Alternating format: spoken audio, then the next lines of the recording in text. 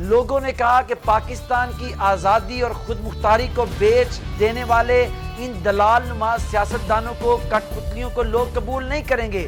IMF मुखफ़फ़ है PTI के tiger और डॉक्टर साहब बाकर प्लस 6 का प्लस 140 का जो टोला था जो बाहर से जो अमेरिका से आया था। अस्सलामु अलैकुम। Special report with Mudassar Iqbal के साथ हाजिर खिदमत हैं। बहुत शुक्रिया उसामा गाजी आपके वक्त का। जो कुछ लाहौर में हुआ, बहरहाल वकला कानूनी रास्ता उन्होंने बना लिया, वकला की ताकत भी है और वो अदालतें में गए हैं। जो कुछ वकला के साथ हुआ उस पर तो मुकदमा दर्ज करने का हुक्म दे दिया, लेकिन ये कोई एक वाक़या वकला पर नहीं, आम वर्कर्स पर हुआ, जिस तरह से शहादतें भी सियासी कारकुनान की हो गई, जिस पर सियासी लोगों के खिलाफ मुकदमात दर्ज हुए। अब ये मेरा ख्याल है कि मामलात आगे भी होना चाहिए, क्योंकि पुलिस तो आपको याद है 2 दिन पहले जब गए थे पुलिस को मुकदमा दर्ज करवाने के लिए, तो डॉक्टर यास्मीन राशिद का मुकदमा उन्होंने दर्ज नहीं किया था। तो अब मेरा ख्याल है अदालतों की जानिब भी फिर जाना पड़ेगा सबको कि वहाँ से अहकामात सेशन कोर्ट से आएँ तो मुकदमात दर्ज हो सकें।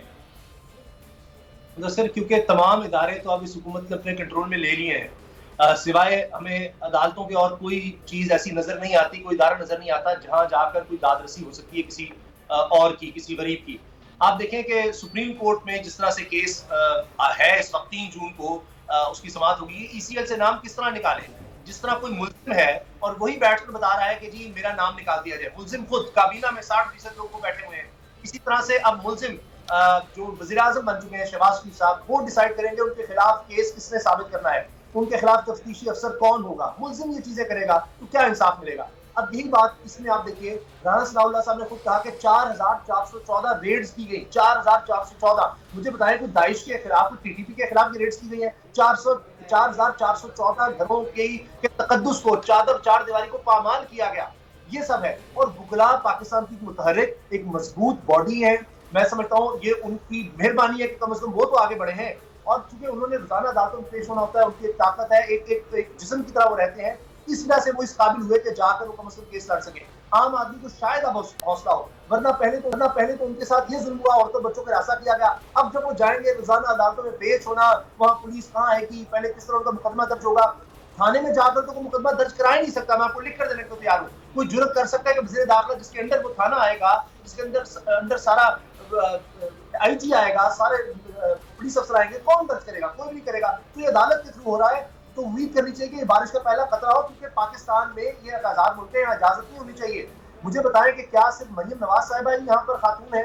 क्या अल्लामा इकबाल रहमतुल्लाह अलैह की बहू वो खातून नहीं है? एक बुजुर्ग खातून, जस्टिस रिटायर्ड, उनके साथ जो कुछ हुआ, और बेशुमार मिसालें हैं। तो कोई इंसाफ दिलाएगा या नहीं? सर 70+ डॉक्टर यास्मीन राशिद हैं जिनके साथ, जिनकी गाड़ी तो पूरी दुनिया ने देखा कि वो क्या है, कंडेम किया लोगों ने जो पाकिस्तान से बाहर थे उन लोगों ने। तो ये तो सूरत हाल ये है कि वहाँ रोकने की किसी सूरत है भी नहीं। लेकिन जो आपने बात की कि वो सारे बैठ के एक दूसरे के ECL से नाम निकाल रहे हैं, तो मुझे वो फारसी की वो एक मिसल याद आ गई है कि मन तेरा हाजी बगोयम तू मेरा मुल्ला बगो। तो वो वाला मामला है कि मिलजुल के सारा ये मामला कर लिया जाए कि मैं कहूँ कि मोहम्मद उसामा गाजी ने कुछ नहीं किया, वो कहें मुदस्सर इकबाल तुमने भी कुछ नहीं किया, तुम भी बड़े ज़बरदस्त अंजुमन सताइश बामी बना के तो ये कुछ हो रहा है। उस्मान सईद बसरा साहब हमारे साथ मौजूद हैं जी, पाकिस्तान तहरीक इंसाफ के रहनुमा। बहुत शुक्रिया उस्मान सईद बसरा साहब। उस दिन जो कुछ हुआ पंजाब में, बहरहाल वकला, मैं तो पहले कहता हूँ कि एक यूनिटी होती है, तो वकला ने रुजू किया, अदालत ने उन्हें जो है वो अहकामात दे दिए हैं, अब पुलिस को मुकदमा दर्ज किया जाए। लेकिन यहाँ तो सर तादाद शायद सैकड़ों मुकदमात की बन जाए, क्योंकि शहरी सैकड़ों हैं और हज़ारों की तादाद में लोगों पर होने वाले तशद्दुद हैं। तो यहाँ तो फिर FIR इनके ख़िलाफ़ हो, लेकिन वो होने नहीं देते। और अब वो फिर कह रहे हैं कि अगर आप आया तो फिर देख लेंगे हम, तो फिर तड़ियाँ लगा रहे हैं आपको। बिस्मिल्लाहिर्रहमानिर्रहीम। मुदस्सर में आपका बहुत शुक्रिया, और अच्छा हुआ उसामा भी हमारे साथ हैं। आपने तो फ़ारसी का शेर पढ़ा, तो फ़ारसी तो बहुत कम लोगों को समझ आएगी, यहाँ तो लोगों को पंजाबी नहीं समझ आ रही आजकल जो हालात हैं। तो वो एक बड़ा खूबसूरत एक है कि ये जो 4 दिन की खुदाई है तो कोई बात नहीं, बने हैं अहले हवस मुद्दई भी मुनसिफ भी, किसे वकील करें, किससे मुनसफ़ी चाहें।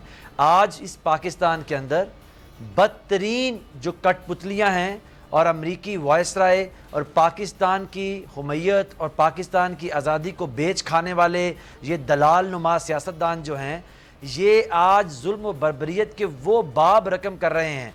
आज देखिए ना, कहाँ गए वो आज़ादी सहाफ़त के अलमबरदार, कहाँ गए वो हकूक़े निस्वां की अलमबरदार ख़वातीन, कहाँ गए वो लोग जो कहते थे इस मुल्क के अंदर जो है वो बेसिक बुनियादी ह्यूमन राइट्स, इंसानी जो उसके हकूक़ हैं वो पामाल होते हैं। आज इस मुल्क के अंदर आप तो कहते हैं वकील, जिस बंदे ने, जुर्म क्या है इन लोगों का जो जिनके ऊपर जिनकी लाशें गिराई गई हैं, जो शहीद किए गए हैं, वो किसके हाथ पे अपना लहू तलाश करें कि तमाम कठपुतलियों ने पहने हुए हैं दस्ताने। आज मुझे बताइए जुर्म क्या है? लोगों ने क्या कहा? लोगों ने कहा कि वो पाकिस्तान के ऊपर बदतरीन गुलामों के इस टोले को मंजूर नहीं करेंगे। लोगों ने कहा कि पाकिस्तान की आज़ादी और खुद मुख्तारी को बेच देने वाले इन दलाल नुमा सियासतदानों को, कठपुतलियों को लोग कबूल नहीं करेंगे। लोग अपनी आज़ादी के लिए, अपनी आज़ादी राय का जो हक है उसको इस्तेमाल करने के लिए निकले। औरतों पे तशद्दुद, बच्चों पे तशद्दुद, बूढ़ों पे तशद्दुद, नौजवानों पे तशद्दुद, वकला पे तशद्दुद, डॉक्टरों पे तशद्दुद। 5 लोग शहीद कर दिए गए। जहाँ जो इस्लामाबाद, लाहौर, इस्लामाबाद, पेशावर, पूरे पाकिस्तान के अंदर जो मंजर आपके सामने था उस दिन, मुझे तो हैरानगी थी कि क्या ये लोग फ़लस्तीन के लोग हैं जो इसराइल के खिलाफ निकल रहे हैं? क्या ये मकबूजा कश्मीर है जो RSS के लोग उसके ऊपर हमलावर हैं, या भारतीय मकबूजा कश्मीर के अंदर उनकी फ़ौज निहत्ते मुसलमानों पर हमलावर हैं? मैं आपके प्रोग्राम के तवज्जुह से एक सवाल करता हूँ, जिन लोगों को शहीद किया पाकिस्तान के इन कठपुतलियों ने, इन डाकुओं, इन चोरों, इन फाशिस्ट लोगों ने, उनका कसूर क्या था? उसामा बैठे हुए यहाँ पे, चले मैं तो एक पार्टी को रिप्रेजेंट करता हूँ ना, हो सकता है मैं किसी की तरफदारी कर दूँ। मैं उसामा से और मुदस्सर आपसे पूछता हूँ, पाकिस्तान के अंदर उस रोज़ निकलने वाली औरतों, मर्दों, बच्चों, डॉक्टरों, तालिब इल्मों, उस्ताद, किसान, मजदूर, दहकानों का क्या कसूर था? वो किस लिए निकले थे? वो तो एक ही बात कर रहे थे कि अमरीकी साजिश के बाद पाकिस्तान के अंदर बनने वाली हुकूमत, जिसके ताने बाने डोनाल्ड लू के जूती के खाक से उठे हैं, हम उस गुलामी को कबूल नहीं करते हैं। हम उसके खिलाफ एक पुरअमन एहतजाज करने के लिए निकले। जिस तरह से कंटेनर्स लगा के, चादर चार दीवारी का तकद्दुस पामाल करके, लोगों की माओ बहनों को घसीट के, लोगों के खिलाफ बोगस 2 नंबर मुकदमा दर्ज करके, जिस तरह लोगों की शहादतें हुई, जिस तरह लोगों का खून बहाया गया, क्या तारीख इनको माफ करेगी? ये क्या समझते हैं शहर की फसीलों पर देव का जो साया है पाक होगा आखिर? जिसकी छतरी के नीचे छुपे हुए हैं वो छतरी भी जाती रहेगी इंशाल्लाह। लेकिन बसर साहब अब फिर आप निकलेंगे सर, अब आप फिर निकलेंगे। रात को वजीर दाखिला राना सनाउल्लाह के ट्वीट भी आपने देख लिया, वो चीज़ें भी देख ली, वो तो फिर कह रहे हैं कि वो तैयार हैं, अगर आप फिर निकलेंगे फिर वो मुकदमात होंगे आप लोगों के खिलाफ। बल्कि उन्होंने तो ये भी अहकामात सुनने में आ गया है कि जिन लोगों के खिलाफ हैं मुकदमात, उनको पहले ही गिरफ्तार कर लिया जाएगा निकलने से पहले। मुदस्सर, मैं आपको एक बात बताऊं, रियासती जबर का ये मुजाहरा जो आप खुदा को हाजिर नाज़र जान के कहें, रियासती जबर का ये मुजाहरा कभी माजी करीब में देखा? इसके बावजूद मैं पेशावर से पाकिस्तान की कौमी आज़ादी के वाहद सुरखेल वकील बहादुर सुल्तान टीपू इमरान खान के साथ आया। मेरी आंखों ने देखा, मैं अज़रूह ईमान कह रहा हूँ, तमाम तर रियासती जबर के बावजूद, शहादतों के बावजूद, लोगों के चादर चार दीवारी के तकद्दुस को पामाल करने के बावजूद, झूठे बोगस 2 नंबर मुकदमात बनाने के बावजूद, पाकिस्तान की कौम की माएँ निकली, बहनें निकली, बेटियां निकली, बुजुर्ग निकले, बच्चे निकले, नौजवान निकले, और अमरीकी गुलामों के मुंह पे थूकते हुए निकले और किसी जुल्म और जबर से नहीं रुके। हमारे लोग पाकिस्तानी, पाकिस्तान से मोहब्बत करने वाले डी चौक में आए, तब कहाँ था राना सनाउल्लाह? कैसे रोक सकता था उनको? रोक सका? नहीं रोक सका। ये आप याद रखिए मुदस्सर, अगर जुल्म से, जबर से, रियासती मुकदमे बनाने से, लोगों की माओ बहनों की इज्जतों पे हाथ डालने से आज़ादी पसंदों की तहरीकों को दबाया जा सकता, फ़लस्तीन की तहरीक ना चली होती। कश्मीर के अंदर मुसलमान कश्मीरी भारतीय जुल्म के सामने खड़े ना होते। लोग जब उनके अंदर तहरीक उठ खड़ी होती है, आज़ादी को से मोहब्बत की, आज़ादी की, उनको जुल्म और जबर नहीं रोक सकता। हम दोबारा आएंगे जब तक पाकिस्तान के ऊपर अमरीकी वायसराय नियो कॉलोनियलिज्म की सूरत में ये कठपुतलियां पाकिस्तान की कौमी हुमैयत और गैरत को बेच खाने वाले सियासी दलाल इस मुल्क के अंदर यहां बैठे हैं। जब तक इस्राएली लॉबी इसराइल को मंजूर करवाने की मकरू और घिनौनी साजिश करने वाले यहां बैठे हैं, जब तक कश्मीरियों का खून बेच के भारत के साथ जो ट्रेड के मुआहदे करने की तैयारी करने वाले यहां बैठे हैं, जब तक पाकिस्तान की बुनियादी इंसानी हकूक की खिलाफ वर्जियां करने वाले यहां बैठे हैं, हम इमरान खान की सरबराही में ये कौम निकलेगी, निकलती रहेगी। हजार चलें सर, अब ये देख रहे हैं कि अब आप क्या फैसला करते हैं, क्योंकि 6 दिन तो गुजर गए हैं। अब फैसला अगले आने वाले दिनों में अदालत की जानिब है कि अदालत जो है वो अहकामात दे और उसमें क्या होता है। राना अरशद साहब हमारे साथ मौजूद हैं, पाकिस्तान मुस्लिम नून के रहनुमा हैं। बहुत शुक्रिया राना साहब। पाकिस्तान तहरीक इंसाफ कहती है हम दोबारा निकलेंगे। अदालत से उन्होंने बहरहाल रुजू किया है, आइनी जमहूरी सियासी हक है कि वो कहते हैं कि हमें एहतजाज करने का हक दिया जाए। वज़ीर दाखिला जो हैं राना सनाउल्लाह साहब वो फिर कह रहे हैं कि अगर आएंगे तो फिर मामलात जो हैं वो देख लेंगे उनको, लेकिन उनके खिलाफ आज लाहौर में भी हुक्म दे दिया सेशन अदालत ने कि उनके खिलाफ मुकदमा दर्ज किया जाए जो वकला पर तशद्दुद किया गया है। सर आइनी हक है तो आने दें उनको, क्यों इस तरह का आप जुल्म और इस तरह की रुकावटें खड़ी कर रहे हैं? जी बिस्मिल्लाहिर्रहमानिर्रहीम। मुदस्सिर इकबाल साहब मैं आपका मशकूर हूँ। इशू ये है कि हमें सबक देने वाले, हमें लेक्चर देने वाले अपने चेहरे को ज़रा खुद देखें कि ये अभी चंद महीने हुए हैं जब तहरीक लबैक के कारकुनों पर ये गोलियां बरसा रहे थे इमरान नियाज़ी और इसके टाइगर, और कितने कारकुन तहरीक लबैक के शहीद होते हैं और कितने पुलिस वाले शहीद होते हैं। और सारी नालायक नाहल टोला, ये अली बाबा 40 चोरों का टोला पौने 4 साल में पाकिस्तान को तबाह बर्बाद करने वाले आज हमें ये सबक दे रहे हैं।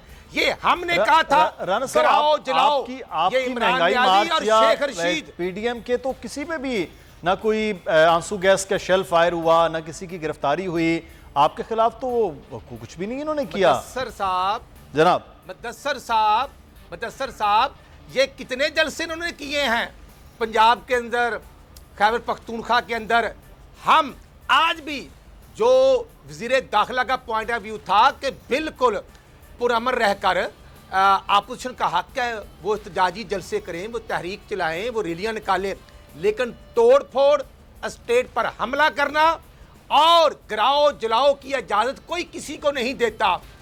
जब ऑनरेबल कोर्ट ने इनको परमिशन दी, हमने इनको फैसिलिटेट भी किया, लेकिन आम लोगों की गाड़ियां जलाई गई, पुलिस की गाड़ियां जलाई गई। लाहौर समेत पूरे इस्लामाबाद में जो दरख्त जलाए गए, जो वहां पर प्रॉपर्टी का नुकसान किया गया, राना साहब जो 25 लाख लोग आने थे, राना साहब जो आना था, ये झूठे लोग हैं। और मुझे ये बताएं कि ये खैबर पख्तूनख्वा के गवर्नमेंट के सोर्सेज वहां बंदूकें लेकर आकर इस्लामाबाद को फतह करना चाह रहे थे। हेलीकॉप्टर पर इमरान नियाज़ी बैठकर अवाम को राना साहब वो तो डी चौक तक पहुंच गए।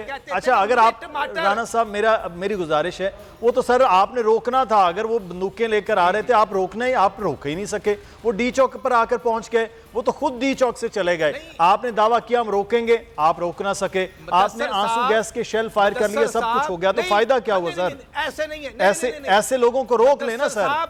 जब वायलेशन की, जब सरकारी अमला को तोड़ फोड़ किया, तो फिर अदारों ने देखना, जो सरकारी मुलाजमीन हैं उन्होंने स्टेट के अदारों का तहफ़्फ़ुज़ करना होता है। जब ऑनरेबल कोर्ट ने फैसला दे दिया कि ये डी चौक नहीं जाएंगे और H9 की परमिशन दे दी, तो हमने इनको फैसिलिटेट भी किया, इनकी सपोर्ट भी की और इनको लुक आफ्टर भी किया। अब इशू ये है कि अब 6 दिन बाद इन्होंने आना था, तो फिर ये खुद नहीं आए सर, हम तो रुकावट नहीं बनते सर। लाहौर जहां आप होते हैं राना साहब, वहां जो कुछ हुआ है, डॉक्टर यास्मीन राशिद की जो है वो गाड़ी तोड़ी गई, अल्लामा इकबाल के घर पर जाकर तो गेट तोड़ दिया। डॉक्टर नासरा जावेद इकबाल हमारे प्रोग्राम में भी उन्होंने ये बात की कि वहां नहीं, मुदस्सिर इकबाल साहब, वलीद इकबाल साहब हमारे भाई हैं, वो पॉलिटिकल लोग हैं। और तो सर पॉलिटिकल लोगों के घरों पर अब सर गाड़ियां तो नहीं तोड़ी जाएंगी ना सर, उनके घरों पर बगैर लेडी पुलिस के छापे तो नहीं मारी जाएंगे, उनके दरवाजे तो नहीं तोड़े जाएंगे। इकबाल साहब यहाँ पर, मुदस्सिर इकबाल साहब, मैंने कब कहा ये हमारे दरवाजे भी तोड़ते रहे, ये 20 किलो हीरन भी एक सही, बिल्कुल सही। अच्छा राणा साहब, मैं थोड़ा सा आगे, क्योंकि मामला ये मामला चलता रहना है, ये मामला चलता रहना है, ऐसे कि आप उन पर, वो आप पर इल्जाम तराशी करते रहेंगे, हमें थोड़ा सा आगे भी बढ़ना है। ये मामला बड़ा बहरहाल अहम है। राणा सनाउल्लाह साहब पर मुकदमा दर्ज हुआ है, मैं उसामा गाजी, लेकिन मुकदमा दर्ज होने से क्या फर्क पड़ जाता है? राणा साहब पर तो मुकदमात दर्ज थे मॉडल टाउन के हवाले से, वज़ीर आला उस वक्त थे मियाँ शहबाज शरीफ साहब जो इस वक्त वज़ीर आज़म है ऑनरेबल, उनके खिलाफ थे। इस वक्त जो है वो FIA के जो DG लगा दिए हैं वो उस वक्त थे, सारे वो लोग हैं डॉक्टर तौकीर शाह से लेकर, तो कुछ भी नहीं हुआ सर। तो मुकदमात दर्ज करने से किसी को कोई फ़र्क ही नहीं पड़ता जो ताकतवर होते हैं। तो उसामा गाजी साहब ये भी मुकदमा है, फिर इससे दाखिले दफ्तर होगा। सर मैं उसामा गाजी साहब का ले लूँ, मैं फिर आता हूँ सर। जी मुदस्सिर इकबाल साहब, मैं आधा मिनट। इशू ये है हमारे ऊपर मुकदमात दर्ज हों, जब हमारी गवर्नमेंट होती है तो ये हमारे ऊपर ही मुकदमात दर्ज होते हैं। इमरान खान पर तो ना सानिया साहिवाल का मुकदमा दर्ज होता है, ना सानिया सियालकोट का होता है, और ना ही कत्लो गार्ड जो होती है, ना ही वो मासूम बच्चा जब इस्लामाबाद में पुलिस उसको मार देती है। मुकदमात हों, लेकिन पुलिस जो है सर की मुलाजिम है, अवाम को ठीक हो गया राणा साहब, मैं थोड़ी सी आपकी लॉजिक नहीं समझ पाया। ठीक हो गया, चले सर, PTV पे तो मुकदमात आपने दर्ज किए थे ना, PTV पे आपने मुकदमात दर्ज किए थे। खान साहब को भी अंदर करवाना चाहिए था, आपको भी आपके दौर में होना चाहिए था। मैं उसामा गाजी साहब आप कमेंट लाऊंगा, मैं फिर हमें आगे बढ़ना है, कुछ इलेक्शन कमीशन के हवाले से बात। कार्रवाई नहीं करते। अच्छा, मैं अर्ज कर दूं कि इंतकामी कार्रवाई फिलहाल तो मुझे और तो कुछ नजर नहीं आ रहा। जब काबीना लेवल पर सिर्फ यही बात होगी मुदस्सिर के जी इमरान खान क्या बयान दे रहा है, वज़ीर आला खैबर पख्तूनख्वा क्या कर रहा है, उससे तो ये लगेगा कि और तो काम ही नहीं है इस हुकूमत को। तेल, खाने पीने का तेल 200 रुपए से ज्यादा महंगा हो गया फी किलो, उस तरफ ध्यान नहीं है। ध्यान क्या है जी, इमरान खान क्या बोल रहा है। ये अब सोचिए कभी ऐसा हुआ है कि पूरी काबीना की मीटिंग इस बात पर हो रही है और एक कमेटी बना दी जाए, इमरान खान क्या कह रहा है क्या नहीं कर रहा, सारी तवज्जो आपने इस तरफ दी हुई है। और फिर राणा सनाउल्लाह साहब, अभी 2 लोग दुनिया से चले गए इस मार्च में। इसमाइल साहब ने कहा कि लोगों को गोलियां मरवाता है इमरान खान, तो इन्होंने किया क्या? यानी वो 14 मॉडल टाउन के मासूम जिस तरह लोग गए दुनिया से, तो क्या जब तक 14 फिक्र नहीं हो जाएगा तब तक इनको ख्याल नहीं आएगा 2 लोग लॉन्ग मार्च में दुनिया से चले गए वो कम है क्या? तो अब ये मामला जिस तरह आपने कहा कि अदालत में है, केस दर्ज होने से क्या होगा, कम से कम लोगों को एक हौसला होगा कि जनाब रियासत है, यहाँ पर ताकतवर के खिलाफ मुकदमा दर्ज हो सकता है, कम से कम इतना जरूर होगा। बाकी ज़ाहिर है तफ्तीश जिन अदालत करनी है उन्हें क्या करना है। तो सर अदालतों का तो फिर ये है कि अदालत अहकामात देती है, वहाँ ताकतवर हों, हुकूमत में हों, वो तो फिर मान ही नहीं रहे होते, फिर कहते देख लेंगे, अगर जो तौहीन अदालत का मामला हुआ तो फिर उसमें भी जाके माफ़ी मांग लेंगे। फिर ताकतवरों के लिए तो ये है कि अब भी अदालत की तरफ रुजू है जो किया हो गया। बसरा साहब, अदालत से आपको अब उम्मीद है सुप्रीम कोर्ट जो है वो अहकामात दे और उसके बाद फिर आप निकलेंगे इस्लामाबाद के लिए दोबारा से? अच्छा मुदस्सिर, मैं थोड़ा सा आपसे एक शिकवा भी करूँगा। ये पता नहीं आपको मुझसे मोहब्बत है या बोल वालों की मुझसे जो मोहब्बत है उसका, कि जब भी मुझे आप प्रोग्राम में बुलाते हैं, मेरे अजीज़म, मेरे प्यारे दोस्त, गवांडी हो ना, नेड़े नेड़े अब वाला शेखुपुरा, तो चाहते हैं कि दोनों इकट्ठे हो जाएं। अब राणा साहब का मसला ये है कि राणा साहब ने सारी फेसबुक अजबर की हुई है। राणा साहब ने कहा कोई इस्तदलाल से तो ताल्लुक़ नहीं है। अब मैं सिर्फ छोटी सी आपको बात बताऊँगा। अभी उसामा एक बात कर रहे थे। उसामा भाई मुझे ये बताइए कि तेल, खुर्दनी तेल, घर में जो इस्तेमाल करने वाला तेल है वो बढ़ गया है 212 रुपये किलो जी। पाकिस्तान के अंदर जो आपका पेट्रोल है वो पाकिस्तान की तारीख का बुलंद तरीन बढ़ गया है। नवाज शरीफ लंदन में बैठ के इसराइल को मंजूर कराने और इसराइल के साथ ताल्लुकात बहाल करवाने की एक कोशिश शुरू करके बैठा हुआ है। पाकिस्तान के अंदर उसका छोटा भाई अमरीकी वायसराय डोनाल्ड लू का बगल बच्चा कठपुतली जो है वो साजिश के बाद हुकूमत में बैठा हुआ है। पाकिस्तान के लोगों के बुनियादी हकूक सल्ब कर लिए गए हैं। पाकिस्तान के अंदर कोई शख्स आपके टेलीविज़न की स्क्रीन पे बैठ के कोई ऐसी बात नहीं कर सकता जो आज़ादी राय के ज़ुमरे में भी आती है। आज इनके खिलाफ सारी मीडिया की जई तई फेर रहे हैं। मरियम नवाज बगैर किसी कैपेसिटी के प्राइम मिनिस्टर हाउस में बैठ किसी को कंट्रोल कर रही है।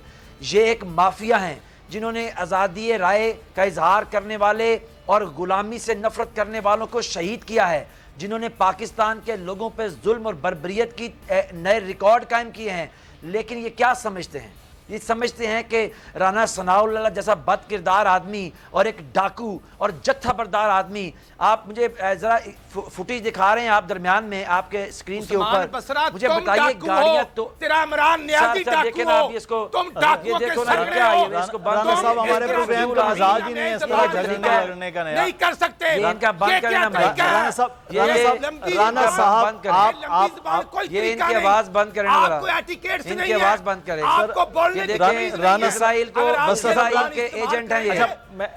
राना साहब मैं आपको पूरा मौका दे रहा हूं, मैं आपको पूरा मौका दे रहा हूं। आप भी बात है बस्सा साहब भी पूरा मौका दे रहे हैं। आपको भी मिजाज पता है राना साहब, हम प्रोग्राम में कब लड़ाई झगड़े वाला मामला ही नहीं रखते हैं। आप हमेशा आप भी होते हैं, बस्सा साहब बड़े अच्छे गुफ्तगू होती रहती है। जी बस्सा साहब। जी मैं राना साहब की खिदमत में अर्ज करूंगा। राना साहब आप मेरी भाई हैं, हम बड़ी लंबे अरसे प्रोग्राम कर रहे हैं टीवी के ऊपर, सच सुनने का हौसला रखें। इजराइल को हमने, आप एड़ी चोटी का जोर लगा लें, गला फाड़ लें, इजराइल को हमने तस्लीम नहीं करने देना। इस कौम ने आपको, हमने फ़लस्तीन का खून का सौदा आपको नहीं करने देना, ये लिख के रख लें। हमने कश्मीर के मसले पे जो 15 अगस्त 2019 के मामले पे वापस नहीं जाएंगे, उससे पहले हमने आपको कश्मीर को बेचने नहीं देना, लिख लें। हमने डोनाल्ड लू की इस हुकूमत को जो साजिश के बाद आई है, वायसराय पाकिस्तान के अंदर इसकी हुकूमत को हमने तस्लीम नहीं करना। पाकिस्तान की कौम ने किसी सूरत भी इन साजिशी अनासर को जो इजराइल को तस्लीम करने निकले हैं, आप मुझे बताइए, बदतरीन लोड शेडिंग है आज। सर मैं महंगाई और लोड शेडिंग पर ब्रेक के बाद बात करने वाले हैं। सर मैं कहा जा रहा है कि हम आपके एहतजाज और मार्च और धरने के हवाले से बात कर रहे थे। हम ब्रेक लेते हैं, ब्रेक के बाद वापस आते हैं, फिर बात करेंगे कि इस वक्त महंगाई जो है उसकी जिम्मेदार साबिका हुकूमत है, मौजूदा हुकूमत है, और अब अगले आने वाले वक्त में वाकई कोई रिलीफ होगा या फिर तकलीफ ही होगी। ब्रेक लेते हैं।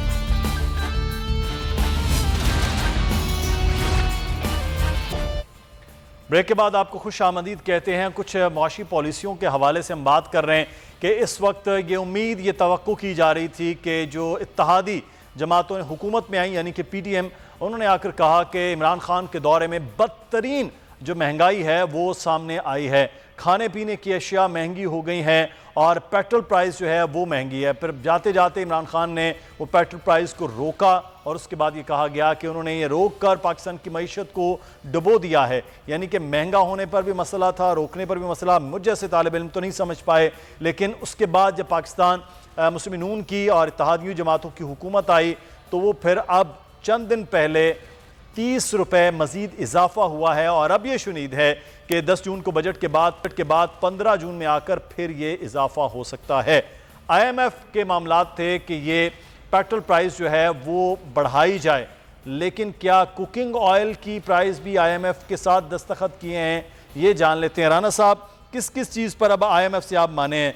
पेट्रोल प्राइस भी सर, सबसे ज़्यादा मैं मुकदमे लड़ते रहे हैं किसानों के प्रोग्राम में। यूरिया खाद आपने नोटिस लिया, मैंने बड़ा सराहा कि जनाब ये होगा सब्सिडी, आपने फिर वापस ले ली कल, तो किसान फिर वहीं का वहीं खड़ा है। तो फिर क्या फ़ायदा हुआ सर आपकी हुकूमत आने का? पिछली हुकूमत से भी आप तो महंगाई कर रहे हैं।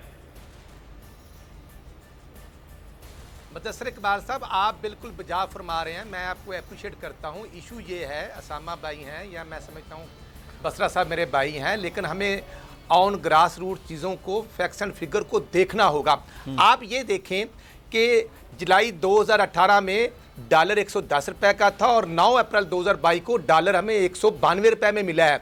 और जो IMF के साथ गिव एंड टेक जो रिटर्न एग्रीमेंट किया है वो पिछली गवर्नमेंट ने किया था। मैं ये नहीं कहता कि IMF के पास नहीं जाना चाहिए था, जाना चाहिए था, लेकिन उनके आगे लेटना नहीं चाहिए था। और IMF, क्योंकि मैं समझता हूं कि उस पर होल्ड अमेरिका का है और अमेरिका के आगे इमरान नियाज़ी साहब इतने बिछे हुए थे कि जैसे स्टेट बैंक भी उनके हैंडओवर कर दिया डॉक्टर साहब बाकर को, और शेख हफीज साहब वहां से आते हैं, उन्होंने सत्यानाश कर दिया। वो तो अमेरिका के खिलाफ खड़े हैं, वो अमेरिका को ललकार रहे हैं। आप कह रहे हैं अमेरिका के आगे नहीं, आप सर खड़े हो जाएं, आप अमेरिका के खिलाफ खड़े हो जाएं सर। 3 हफ्ते पहले जो अमेरिकन डेलीगेशन आता है उनसे मिलते हैं, मुज़ाकरात करते हैं और जो फॉरेन फंडिंग का केस है, फिर वो आरफ नकवी साहब वाला जो केस है वो तो चलेगा, अभी चलेंगे, सारी चीजें सामने आई। गैस, बिजली और पेट्रोल पर जो IMF को सब्सिडी खत्म करने का एग्रीमेंट इमरान खान ने किया, हमने नहीं किया। और जो इंस्टॉलमेंट आनी थी वो रुकी हुई थी और वो नहीं आ रही। हमने तो पिछले हफ्ते भी जाकर मुफ्ता इस्माइल ने उनसे मुज़ाकरात किए, वो कहते हैं IMF वाले कि हमारे साथ तो कह रहे थे कि बिल्कुल पेट्रोल की प्राइस नहीं बढ़ाई जाएगी, वो वापस आए हैं, पेट्रोल की प्राइस बढ़ गई है।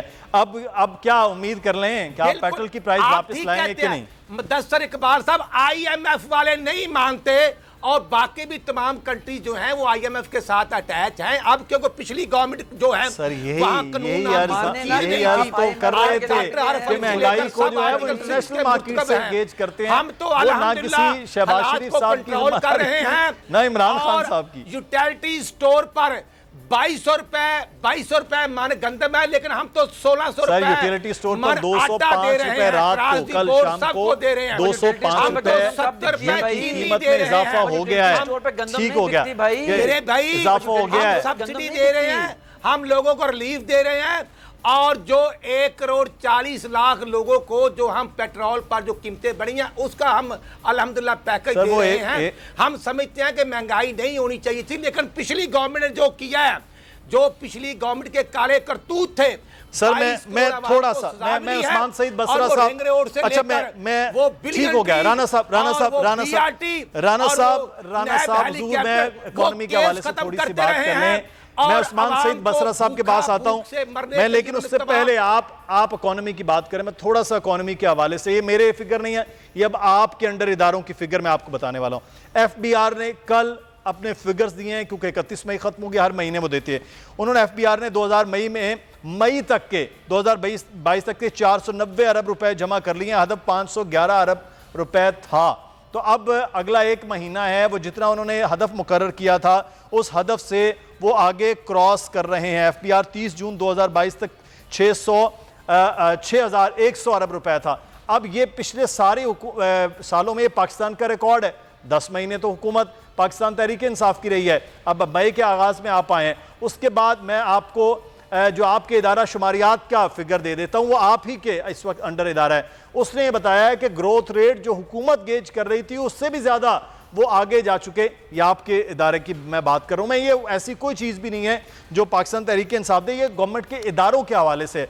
तो अगर सर ये सूरत बेहतर है तो फिर तो हालात और मजीद बेहतर होना चाहिए थे, लेकिन हालात बिल्कुल मुख्तलिफ रहे हैं। अच्छा ये तो फिक्र थे, क्योंकि लोग बताना ज़रूरी है। उस्मान सईद बसरा साहब, जिम्मेदार आप हैं, आप ना करते सर इतने महंगे मामलात और ना लेटते IMF के और अमेरिका के सामने, तो ये हालत तो ना होती फिर पाकिस्तान की। अच्छा मुदस्सर, मैं आप चाहूँगा सिर्फ आपसे 2 या 3 मिनट लूँगा, क्योंकि आप मैं चाहता हूँ कि हम सर 3.5 मिनट फिक्री कर लें राना साहब के शो के बाद। सर अच्छा, राना साहब ने इतनी लंबी इकोनॉमी के ऊपर भाषण झाड़ा है। राना साहब, आपको मालूम है IMF का हेडक्वार्टर किधर है? पता है आपको? सर वो कौन सा वजीर खजाना है? नहीं, आपको मालूम है, आप लेक्चर देते हैं, आप टीचर हैं, मैं तो टीचर नहीं हूं। चले, IMF किस चीज को का मुखफ़फ़ किस चीज का, एब्रीविएशन किसका है? IMF मुखफ़फ़ है PTI के टाइगर और डॉक्टर रज़ा बाकर प्लस शेख हफीज प्लस 140 का जो टोला था जो बाहर से जो अमेरिका से आया, सब अनिल मुशर्रफ और वो जुल्फी बुखारी, ये आलम है मुरब्बा था IMF के साथ आपने किया और इमरान नियाज़ी कहता राना साहब फिर प्रोग्राम का वक्त खत्म हो जाता है ना, फिर अब आपने करनी है ना राना साहब, आपने पूरे मुल्क को अभी माइक बंद करवा। राना साहब अब आप देखिए, मैंने बसरा साहब को मना किया कि नहीं आपके बोलने, अब आप खामोशी, तब बात मुकम्मल हो जाए। सर मुखफ़फ़ हो गया, आगे चलें। अच्छा मुदस्सर भाई जी, मुदस्सर और उसामा गाजी, मैं आपके सामने क्या करूँ, मैं सिर्फ 10 माफ़ी मांग सकता हूँ कि मुस्लिम लीग नून के ये साहब जो IMF के ऊपर लेक्चर देते हुए इनकी नसें फटने वाली थी। ना इनको पता है कि IMF स्टैंड्स फॉर व्हाट, ना इनको पता है कि IMF का हेडक्वार्टर तो इनके फरिश्तों को भी पता नहीं है।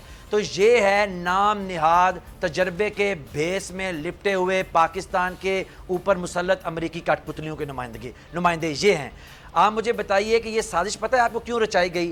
पाकिस्तान के बदतरीन चोरों, डाकुओं, नाअहलों, निकम्मों, उसका भी आपने मुजाहरा देख लिया, को डोनाल्ड लू ने इसलिए पाकिस्तान के अवाम के ऊपर बिठाया कि आज IMF ही कह रहा है, जिसका मुखफ़िफ राना साहब को पता नहीं IMF स्टैंड्स फॉर क्या, इंटरनेशनल मॉनेटरी फंड है कि इंटरनेशनल मोहम्मद फजलुद्दीन है, कोई पता नहीं इनको।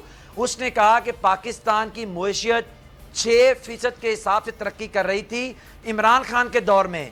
अब ये डाकू आ गए हैं, मास सवाए NRO कि इनका ध्यान कहीं नहीं है, अमरीकी जूते चाटने के अलावा इनका ध्यान कोई नहीं है, रूस सस्ता तेल देने को तैयार हैं, ये गुलाम उधर देख नहीं रहे हैं। पाकिस्तान की इकॉनमी का इन्होंने बेड़ा गर्क कर दिया है, पाकिस्तान में डॉलर नापैद हो चुका है, पाकिस्तान के अंदर आटा गरीब की पहुंच से दूर कर दिया गया है, इसराइल को तस्लीम कराने की तगदो हो रही है, भारत के साथ तजारत बहाल करने के ये जो ताजर आए हैं डोनाल्ड लू के बगल बच्चे, वो कोशिश कर रहे हैं। आज पाकिस्तान की कौम का कोई पुरसाने हाल नहीं है, गुल्लू बट लोगों के घरों पे हमलावर हैं, पाकिस्तान की कोई फॉरेन पॉलिसी नहीं है। और मैं आपको एक यहाँ पे उसामा भाई बैठे हुए हैं, इनकी बड़ी गहरी नज़र है, मैं एक टिप ऑफ करने लगा। उसामा भाई आपने इसके ऊपर थोड़ा मेरी जो सोच है उसके जाविये क्लियर करना है। ये टर्की क्या लेने गया है डोनाल्ड लू का बगल बच्चा? पाकिस्तान का वायसराय टर्की क्या लेने गया है? क्योंकि टर्की के अंदर जो इनिशियल डायलॉग किए हैं इन्होंने, यरूशलेम में जाके, तेल अवीव में जाके अपने बच्चों को भेज के, अपने टाउटों को भेज के इजराइल को तस्लीम करने के जो रास्ता हमवार कर रहे हैं, टर्की के अंदर जो इनिशियल डायलॉग करके वहां से आए हैं, उसके अंदर एक सेकंड फेज का राउंड करेंगे जो आपके मीडिया के सामने नहीं आएगा। इसके अलावा टर्की जाने का कोई तुक नहीं बनता। इसके ये आपको कल परसों पता लग जाएगा। देखिए इस हुकूमत पाकिस्तान के ऊपर ये साजिश मुसल्लत क्यों की गई है? क्योंकि पाकिस्तान के अंदर एक बहादुर एब्सोल्युटली नॉट कह रहा था, पाकिस्तान की कौमी हुमैयत को बेच खाना था, आजाद खुदमुख्तार पाकिस्तान किसी सूरत किसी के। सर सुन लीजिए, नहीं सुनिए, ये गलत बात है, ये गलत बात है। आप सुनिए, इसलिए कि पाकिस्तान की मुआशियत 6% के हिसाब से तरक्की कर रही थी, इदारा मुआशियात कह रहा है। पाकिस्तान की इकॉनमी बावजूद दुनिया के अंदर कोरोना के बेहतरीन परफॉर्म कर रही थी इमरान खान की लीडरशिप के अंदर। पाकिस्तान कशकोल तोड़ने के करीब था, इसलिए साजिश की गई कि पाकिस्तान के ऊपर इस तरह के नाहल, निकम्मे, डाकू, चोर, NRO बिठाए जाएं ताकि पाकिस्तान की कौम कभी सर उठा के चल ना सके। अब साजिश का मालूम पड़ गया सबको क्यों हुई थी, साइफर का मालूम पड़ गया क्यों हुई थी, क्योंकि दुनिया के अंदर जियो स्ट्रेटेजिक पोजीशन में पाकिस्तान बड़ा अहम था। अमेरिका एक लंबी जंग लड़ने के लिए तैयारी कर रहा है चाइना के खिलाफ, यहां पे गुलाम चाहिए थे, एब्सोल्युटली नॉट मंजूर नहीं था। इजराइल से दोस्ती चाहिए थी, गजा के लोगों का खून मंजूर नहीं था। वो इमरान खान जिसने पूरी एक गजा के अंदर, आपको पता है रमजान में शेलिंग की गई, इमरान खान ने पूरी दुनिया की उम्मत मुसलमान को इकट्ठा कर लिया, वो इमरान खान काबिल कबूल नहीं था, इसलिए साजिश की गई। मुआशियत के अंदर दमखम मारा था, पाकिस्तान को मुआशी तौर पे ऑन द नीज लेके आना था। राना साहब के लिए बता दूं, ऑन द नीज का मतलब है घुटनों पे लेके आना था, क्योंकि उनको मालूम नहीं पड़ेगा ऑन द नीज क्या होता है, इसलिए साजिश दोहराई गई। सर आज ये साजिश का जो है वो पीछे हो गया।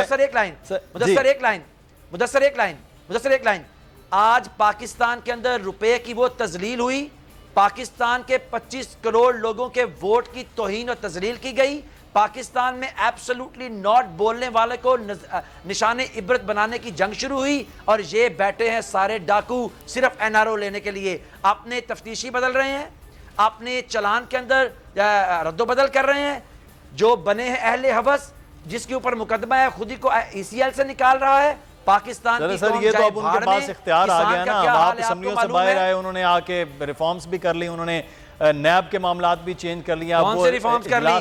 कौन सी ये रिफॉर्म्स है?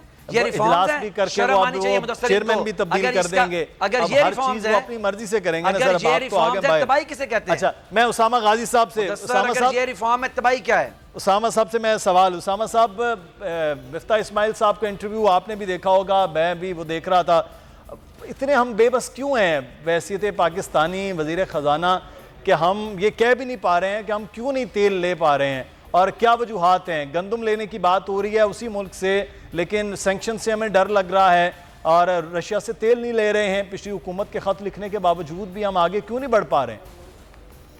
शायद उनको यह है कि एक और रजीम चेंज ना हो जाए, शायद इस चीज का खौफ है कि जिस तरह हम आ गए हैं, अब ये ना हो कि अमेरिका हमसे भी नाराज हो जाए। तो वाज़ेह नजर आ रहा है और सैंक्शंस की बात कर रहे हैं, जबकि वो ऐसे लग रहा था एंकर वकालत कर रही थी कि एंकर सीन भारत ले रहा है तो आप क्यों नहीं, भारत ले रहा है आप क्यों नहीं। वो तो एंकर तो लग रहा था शायद रशिया से जो है वो बैठी हुई हैं और वो कह रही हैं कि ले लें आप तेल।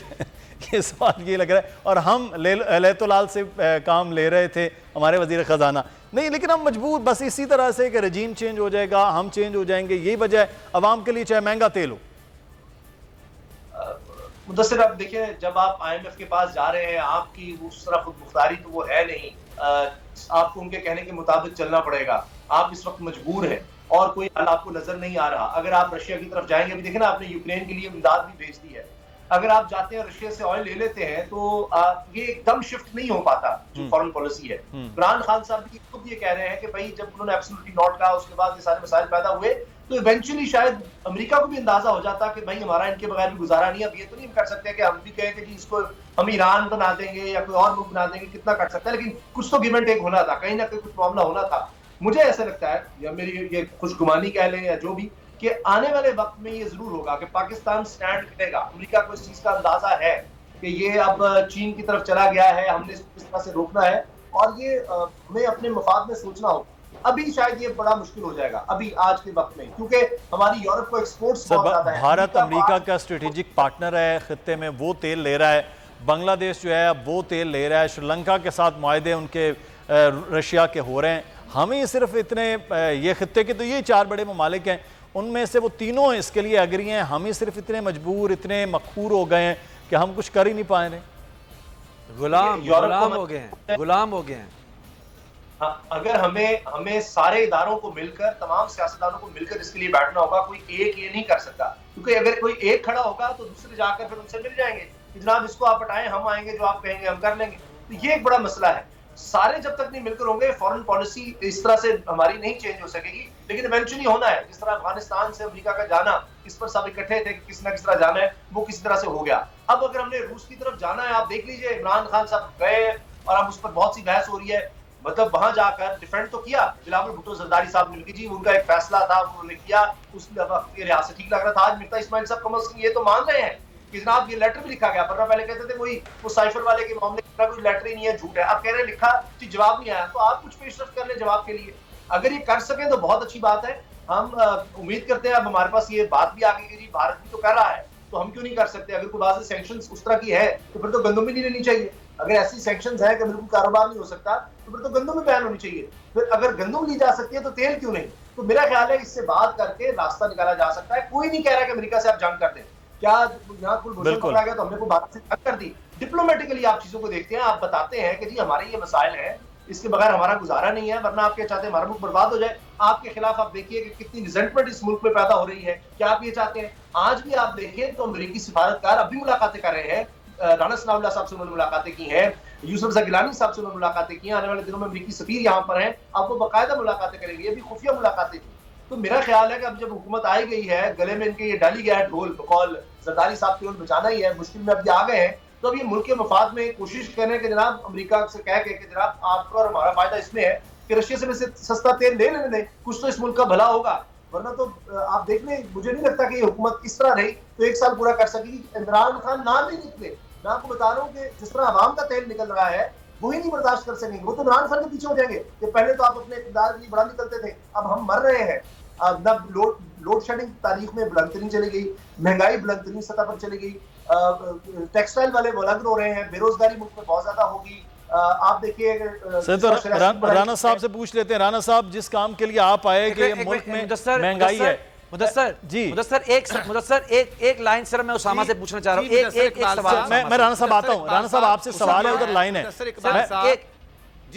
एक सवाल मैं उसामा गाजी साहब, आप अज़रूह ईमान बता दें, आपकी मैंने बात सारी सुनी है, आप वाकई समझते हैं कि ये लोग पाकिस्तान के मुफाद को डिफेंड करने आए हैं या पाकिस्तान के कौमी मुफाद के तहफ़्फ़ुज़ के लिए लाए गए हैं? हाँ जनाब में बता दें, आप समझते हैं, दिल पे हाथ रख के बता दें। उसामा साहब को इतना मुश्किल सवाल वो कौन से नजूमी मुदस्सर इकबाल साहब पाकिस्तान की पार्टीज हैं। मैं हर पाकिस्तान की पार्टी से उम्मीद रखता हूँ वहां भी हमारे भाई बैठे हैं। मैं उम्मीद रखता हूं, देखिए हुक्मरानों के अपने मफाद होते हैं, इसमें कोई शक नहीं है, ये होता है, लेकिन ये मुल्क है तो हम सब हैं। अगर किसी के अंदर ऐसी सोच है तो वो निकाल दे, लेकिन होता यही है कि आप अपना मफाद देखते हैं, लेकिन हमारा मफाद शुक्रिया, जुड़ा हुआ है, शुक्रिया, सही हो गया। अच्छा राना साहब, शुक्रिया, हमारा मुफाद इस मुल्क से जुड़ा हुआ है। शुक्रिया राना साहब, मेरा सवाल ले लेना सर। राना साहब, फिर आप मेरा सवाल सर है, आप तो इस काम के लिए लाए थे कि महंगाई चीजें दे देना। मुदस्सिर साहब मेहरबानी फरमाएं। सर मैं सवाल भी तो ले लेना, आप ही जवाब देंगे सर, आप ही की जानिबार है, मैंने बाकियों के माइक बंद करा दिए। Please please. तो राना साहब, मैं ये सवाल है कि सर अब खाद सस्ती करानी है कि नहीं, तुसी घ्यो जिहड़ा है वो सस्ता होना है या नहीं होना, की होना है सर? असी ऐसे काम, गरीब आदमी ने रोटी का आटा करना है, तो वो अगर वही ना हो तो फिर राना साहब क्या होगा? मुदस्सिर साहब आप बिल्कुल ठीक कह रहे हैं। हमारा जो 1.25 महीने या 1.5 महीने का इशू था, हम तो खुद इलेक्शन में जाना चाह रहे थे, इस नलायक ने वहां पर बंदूकें लेकर धरना दे दिया और पाकिस्तान को दीमक की तरह चाट गया। 1030 दिन हो गए हैं इमरान नियाजी ने मकबूजा कश्मीर को बेच दिया ट्रंप के हाथों, और जब ट्रंप से मिल के आया, जूते पॉलिश करके आया, तो इस्लामाबाद एयरपोर्ट पर रात को 2:30 बजे कहता है एक 1992 का वर्ल्ड कप था, एक आज जीत के आया हूं। अगले दिन मकबूजा कश्मीर पर कब्जा हो जाता है। 1 करोड़ नौकरी देनी थी तो 2.5 करोड़ लोगों को बेरोजगार कर दिया। 50 लाख घर देने थे तो लोगों के घर गिरा दिए, और अपना बड़ी गाला वाला 350 कनाल का महल को रेगुलर करवा लेता है ये इमरान नियाजी। नहीं 13 रुपए कल LPG सस्ती होती है, 1600 रुपए मन में हम यूटिलिटी स्टोर पर आटा दे रहे हैं। ये हिस्ट्री में कभी गवर्नमेंट ने नहीं किया था, हम अल्हम्दुलिल्लाह कर रहे हैं। सही हो गया राना साहब, हम उम्मीद करते हैं कि ये सारे काम अब खान साहब की हुकूमत चलेगी सर, वो चले गए बस, वो अब उनकी हुकूमत खत्म हो गई। अब आपने ये बताना है कि कैसे चीज़ें सस्ती करनी है। बहुत शुक्रिया राना अरशद साहब, उस्मान सईद बसरा साहब, मोहम्मद उसामा गाजी साहब, आप हमारे साथ मौजूद थे। और एक कराची में बड़ा अफसोसनाक वाक़या, उसके हवाले से जाते जाते खबर लेते चलते हैं। हमारे साथ राव अफनान हमारे नुमाइंदे मौजूद हैं।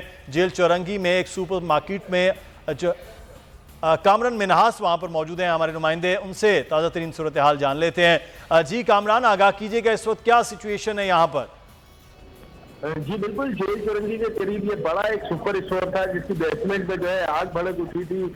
स्नार्कल समेत उसके फायर ब्रिगेड की यहाँ पर 13 गाड़ियां जो है आग बुझाने की कोशिश कर रही थी। आग जो है उस पर काबू पा लिया गया है 3 घंटे की मुसलसल कोशिश के बाद, लेकिन जो सूरत हाल है इस वक्त भी जो है धुआं मौजूद है और कूलिंग का जो अमल है वो जारी है। फायर ब्रिगेड हुकाम का कहना ही है आधे से 1 घंटे में जो है मुकम्मल तौर पर जो है कूलिंग किया जाएगा, और उसके बाद जो है तहकीकात का आगाज किया जाएगा कि इतनी बड़ी जो आग और इतना ज्यादा जो लाखों रुपए का नुकसान यहाँ पर हुआ है वो किस वजह से हुआ है। जब ये आग लगी थी उसके बाद जो है फौरी तौर पर जो यहाँ पर लोग मौजूद थे उनको जो है रेस्क्यू किया गया था, क्योंकि बड़ी इमारत है, उनको निकाला गया था। इस वाक़े में दम घुटने से जो है एक शख्स जो है अपनी जान से भी चला गया है।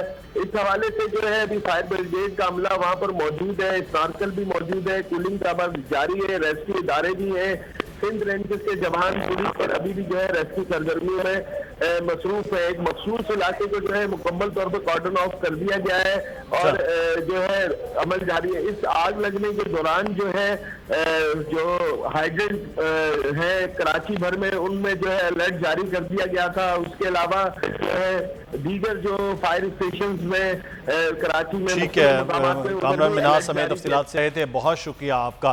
प्रोग्राम से मुदस्सिर इकबाल को इजाज़त दीजिए, अपना ख्याल रखिएगा, अल्लाह हाफ़िज़।